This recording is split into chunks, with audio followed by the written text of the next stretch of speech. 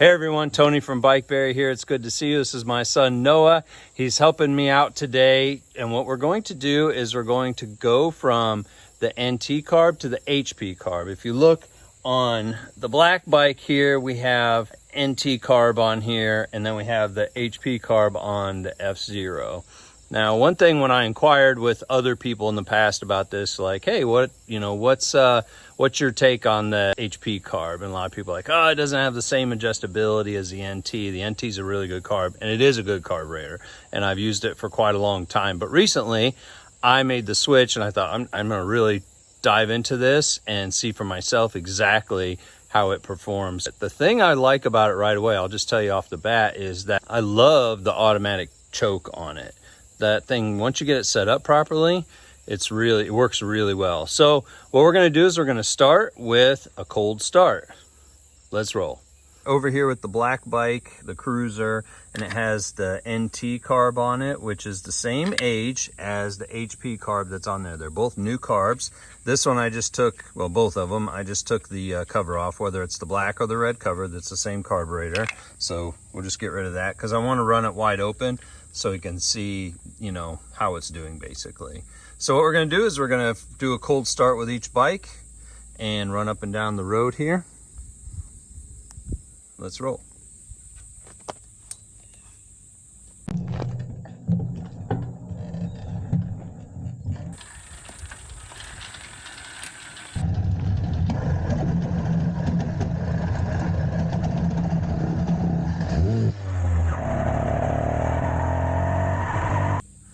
All right, so here we are on the F-Zero, and I have the HP Carb on here. Here's the filter. I just have it off because I want to see the inner workings of it.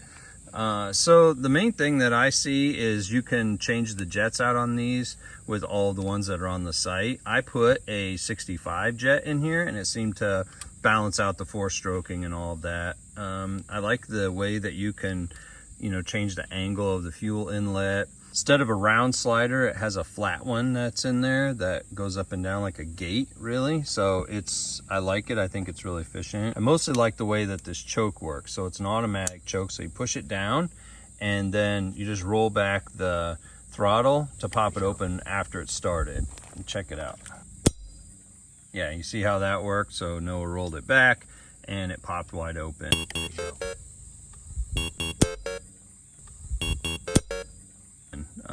Other than that, I really loved it because, again, the jet seems like the threading for the jets is different than the NT, and so it's a little harder to find jets for the NT. HP is meant to mess around with more. Now, you can't change the height of the needle inside of it, but you do have, the threaded idle adjustment here, and it works pretty good. It works just the same as the NT. So let's get a cold start rolling.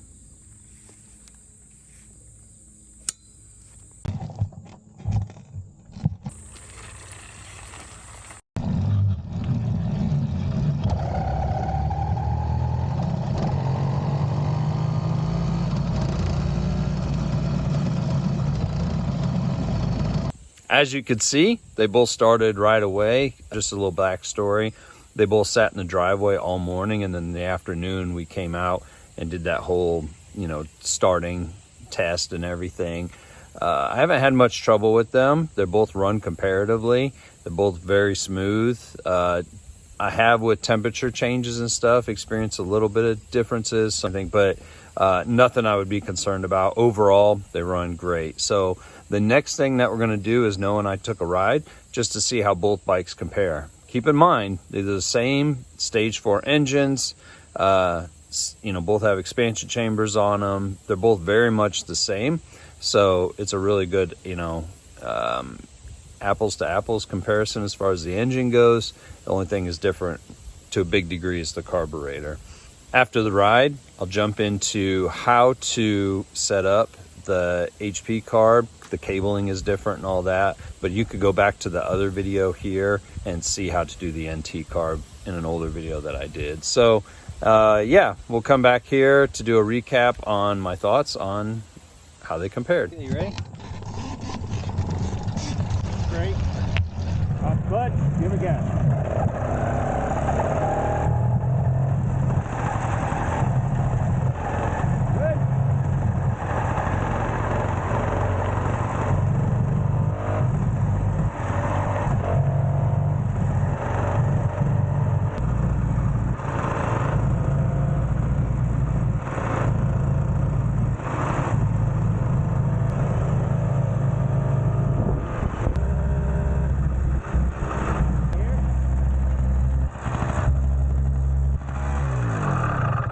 How's that?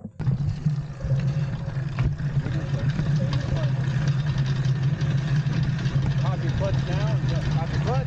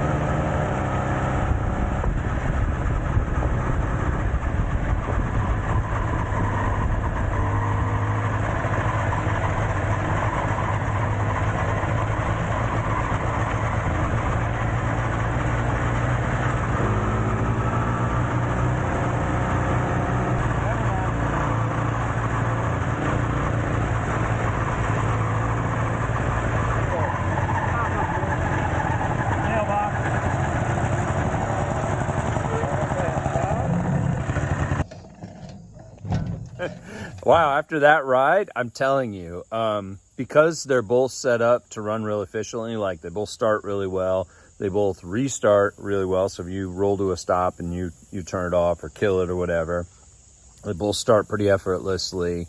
You know, I'm dialed in pretty well.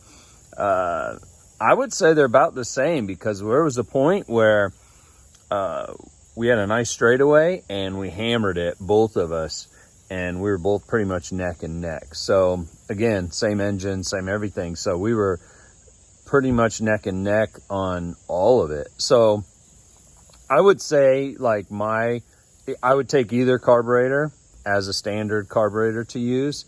And I would say the HP only because I can change the jets out more readily. Like, there's more options for that.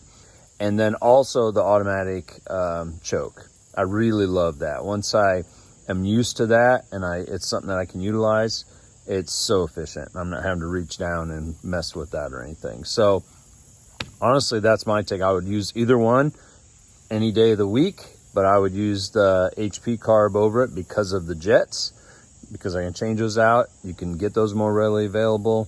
And then also the choke. So right now, let's dive into how to run the throttle cable in the HP Carb and the little tricks I have up my sleeve to keep all those parts together that want to spring all over the place. Let's work on running the throttle cable through the whole assembly here.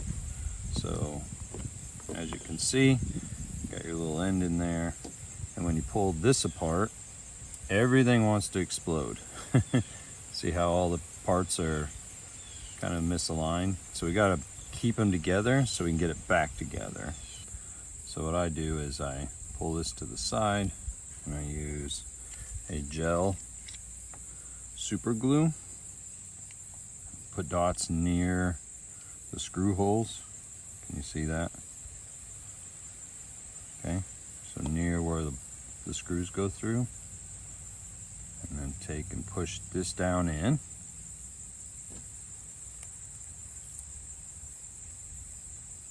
Like that.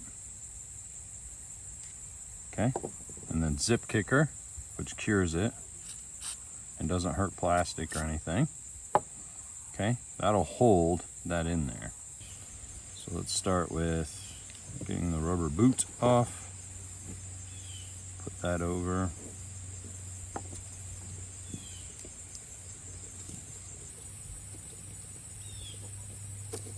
Okay. Like that. This housing, this tube here, is actually a little long because I think they're made for scooters or something like that. So you're gonna have to probably get an aluminum throttle grip like I have, so then you have more places to put this business end of things in, okay?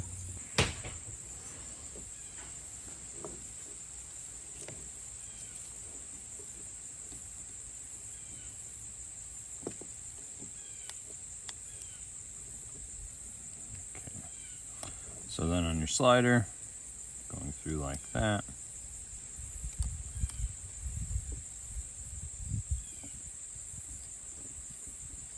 Here's a picture of it. That. Okay, so now you have this whole assembly there. Work this in here. The spring to stay on top of your slide. So what we'll do for that, it's going to make sure everything's positioned well. So I'm going to use super glue. Remember, a gel like super glue, like that.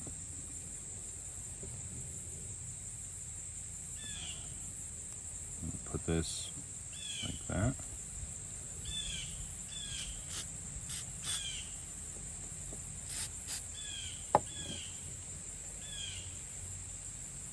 Okay, now all of your assembly is going to stay together. Still have to hold it so that it doesn't fly apart on you, but for the most part, it should stay together for you.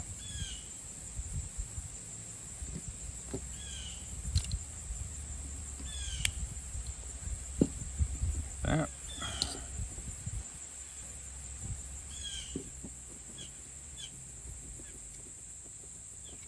All right, you can see the slider, watch, by pulling the cable. So pulling the cable here, just like your throttle will.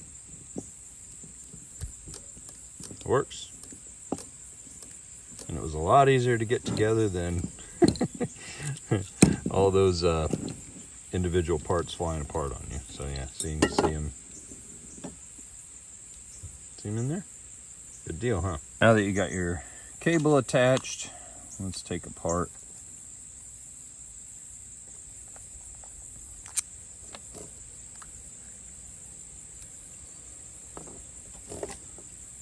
so the jet that ships with these is a really large hole. What we're going to do is we're going to jet it down, okay? So you can order a pack of, like, you know, in the 60s, like 65 through 70. This is probably, I can't remember what it is, but it's mid upper 70s, big. All right, so you can see on here it says 65. I like to do that. It tends to work really well in the Midwest here. So all you do is take out this one, which is huge.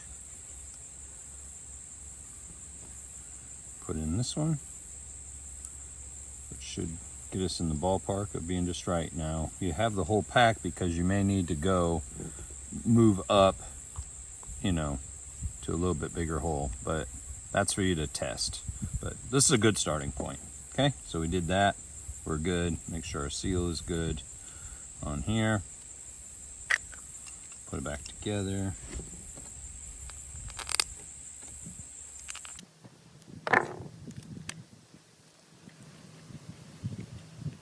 Okay, so for the adjustment screw, I'm going to back it out all the way.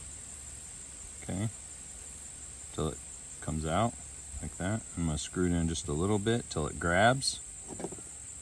And then we're going to screw it in.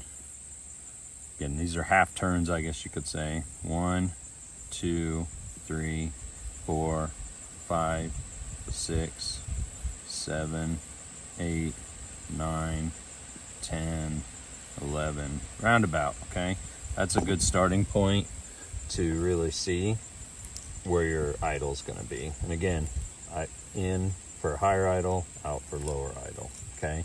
But that's a good starting point for the whole mechanism. All right, just to recap, we attached our throttle cable in here, and we super glued, because everything wants to fly apart, we super glued the seal in here, we super glued our spring, that way we could reassemble everything pretty easily and it not fly apart on us. We jetted this down to a 65, which works for me in the Midwest. So you can, if you're somewhere, you know, where it may affect you differently, just go with one of the bigger ones. And then we set our idle screw in 11 half turns. That's a really good starting point for our HP Carb.